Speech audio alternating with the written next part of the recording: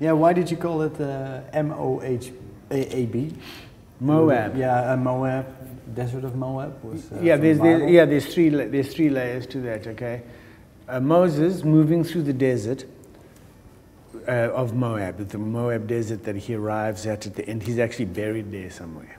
Okay, they don't know where, but he's buried there. Okay, and then.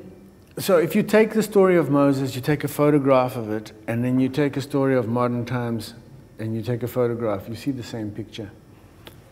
If you lay them on top of each other, you know? So Saddam Hussein says to George Bush, if you attack me, you start the mother of all battles, M.O.A.B. So Bush attacks him and uses what they call massive ordnance airburst bomb, right? Which is a bomb that drops from the sky. It's called a cluster bomb, I think, and it's a massive.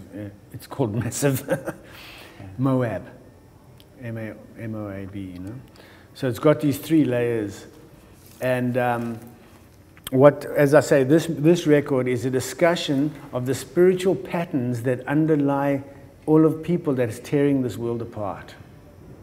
You know. Because Muslims have got their religion, they look at us as heathens, we look at them as infidels, or vice versa, you know. It's just on and on with that nonsense, and that should stop, you know. Yeah, but what you say, if you take the story of Moses and you take the story of, well, George Bush, Saddam Hussein, and it's the same story, does that make you, what does it say about humanity? It tells me that humanity needs to have better stories implanted in the psyche, you know, because these stories were implanted in the brain at the time when the dawn of consciousness, when people were just beginning to understand, oh, look at this, what's happening here, and here they get these stories, and it tells us that we're still driven by like bacteria consciousness. You know, Lebensraum, the bacteria just wants its own space, you know.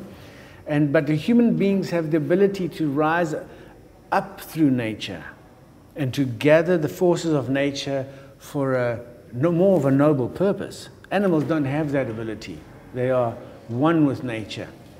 They are one with nature, so they just move.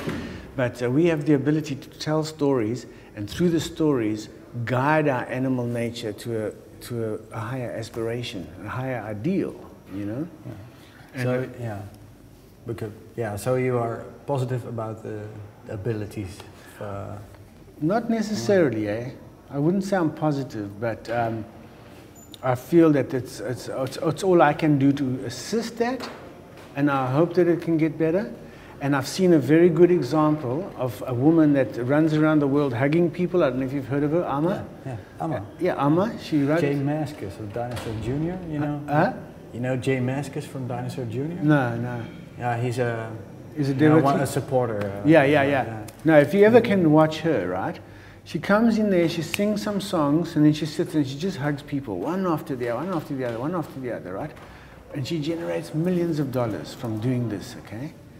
And you must see what she does with that money. I remember the one time I heard she had generated $55 million.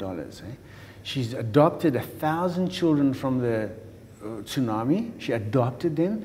Within a couple of months, she had housed and fed 30,000 people.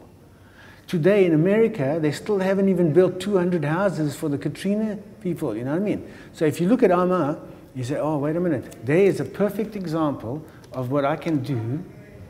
But what she does is not humanly possible, because I need to sleep. She doesn't need to sleep. There's something inhuman about her, you know? I need to go to the toilet, she doesn't go to the toilet. But that's what I was thinking. Pink Floyd, I heard, had generated $55 million. And they were in debt. You know, bad, you know what I mean? So I was like, hey guys, you know? Now when I get tired, I think about my orphanage in South Africa. And sometimes my wife reminds me, if I'm like tired, I'm like, the music business is not cool. She'll say to me, Robbi, remember the children there.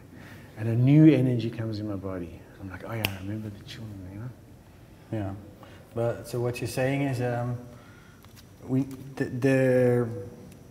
you need more like a group of Ammas, like a way of yeah, like a way of life, or like a... Well, you know, what she does is she generates money. Everybody does it for free, right? Yeah. So, and nobody's getting money. No, the overheads are low because it's a spiritual practice, you know. I can't expect that from my fans or whatever, but like that.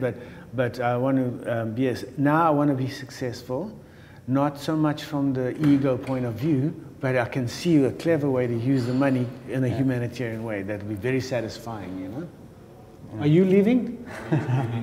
I got to fly.